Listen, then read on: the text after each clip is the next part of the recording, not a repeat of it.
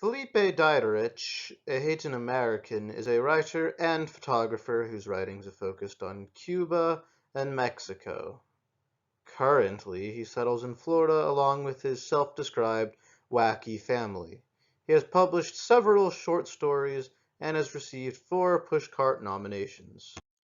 In 1963, Felipe's parents were exiled from Haiti by Papa Doc Duvalier, the dictator. Felipe has described his childhood as nomadic. He was born in the Dominican Republic in 1964, but he was raised in Miami and Mexico City. In the 1990s, before he became a writer, Felipe was a photojournalist who spent much of his time in Cuba. He cites his time in Cuba as a major inspiration for his novel, Sofrito. He has also written a photojournal called Communism and the Art of Motorcycle Maintenance, which receives similar inspiration. Communism and the Art of Motorcycle Maintenance is a documentary-like short story about the Harley-Davidson obsessed community of Cuba.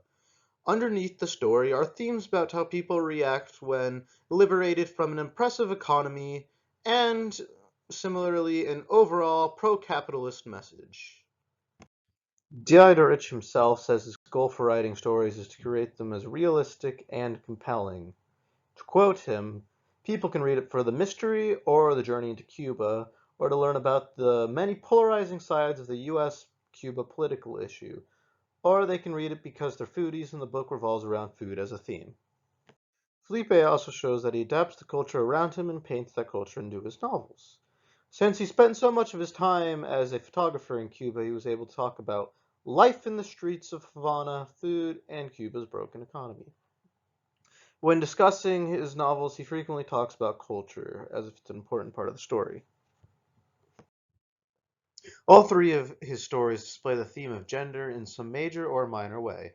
Communism and the Art of Motorcycle Maintenance explicitly said that the women did not understand the appeal of the motorcycles, while The Widow of Calle Virtudes was entirely about the main character, a woman, missing her husband.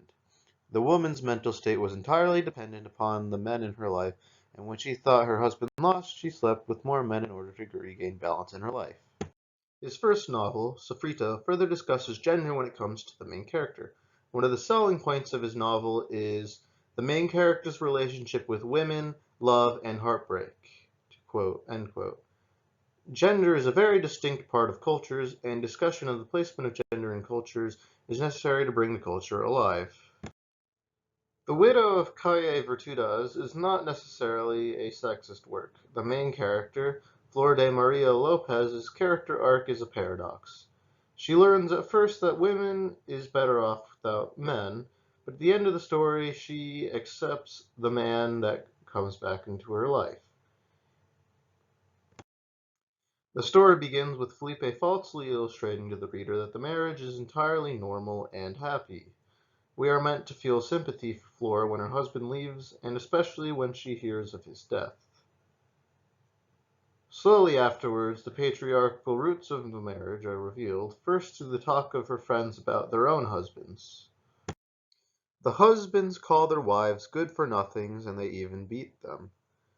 The reader may be shocked at first, but since we have no knowledge of how her own husband has treated her, we assume that Flora's marriage was different due to her depression at the time of him leaving.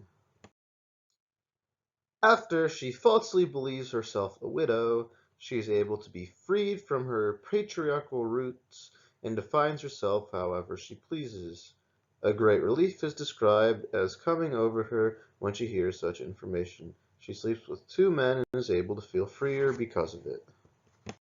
This is further supported when she speaks of a widow she knew from her childhood. To quote, "She was no longer like the other women. She dressed differently. She quit braiding her hair and covering it with her hupel. And she wore makeup. She painted her lips a shade darker and put a little blue over her eyes. It was as if in her husband's death she had become a real senorita." Society defines womanhood is also shown throughout the text. As soon as Flora is approached by more men, she is seen as a whore and easy. After she sleeps with other men, she hears of the criticism she receives from other women, but it has minimal effect on her. The reader is supposed to be proud of her liberation. Womanhood as a theme is discussed deeper when her husband comes back covered in injuries. She explicitly states that a woman has the power to see past the physical flaws of a man. Furthermore, she sleeps with an older and wealthier man because she sees this as the brightest path for her future. The story ends with a complicated yet hard-hitting portrayal of abuse. When Camillo, the husband, comes home, the reader is already aware of the dark life which awaits the protagonist. Flor reverts back to her societal role as a woman and takes care of her injured husband in his house. The very final line of the story is a sarcastic remark about how the father came back to make life better for his family. Felipe inverts the narrative of the hard-working father who provides for his family members. Further irony is added as they lay in the bed which Alonso, the man who Flor chose after her liberation, had bought her. Felipe himself was partly raised in Mexico City, so like his other stories, he uses his knowledge of the culture to critique it. Unlike in his other stories where he criticizes Cuba's communist and authoritarian society, in this story he attacks the patriarchy. When Felipe writes about culture like gender or food, he writes that food is the road home, geographically, emotionally, and metaphorically.